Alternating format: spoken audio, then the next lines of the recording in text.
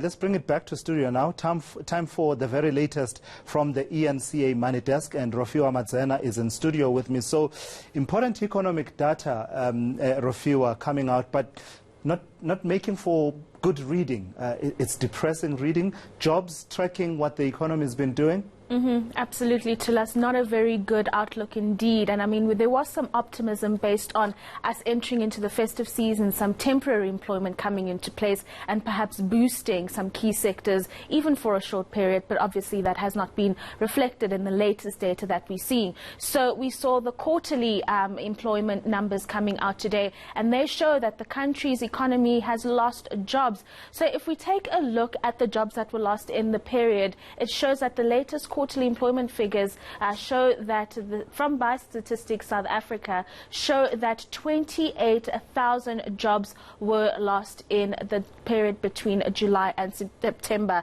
And let's just have a look at that. That's the number that we're seeing in terms of jobs that were lost in this particular period. So that brings the total number of people in the formal working sector, and that excludes agriculture, to just over 10 million working South Africans at this stage. If we take a look at some of the key industries that contributed to the set of numbers that we saw in this particular period, most notable is the community services sector, which lost 11,000 jobs. But we'll get to that one in a moment. An important one, and we've seen this ever since the 2010 World Cup. Construction has struggled to remain above water. In fact, many construction companies have gone into instances of business rescue or worse, because of the sector not getting the kind of investment that it needs. And then in this particular period, it lost 12,000 jobs in this period. And then, of course, as I was saying, community jobs losing there about 11,000.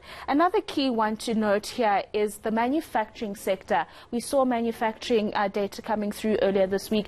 Not a great outlook on the sector, and that, of course, is reflected in the jobs that have been lost. And important to note here is that based on the load shedding that we've seen, this is not a sector that's going to see any improvement in the medium, perhaps even the long term, depending on whether or not government can keep its promise on load shedding. And then another key one we saw that contributed quite positively actually was trade, adding around 17,000 jobs to key industries in the country. And this is an important figure, because had we not seen some positivity, that 28,000 could have been much higher.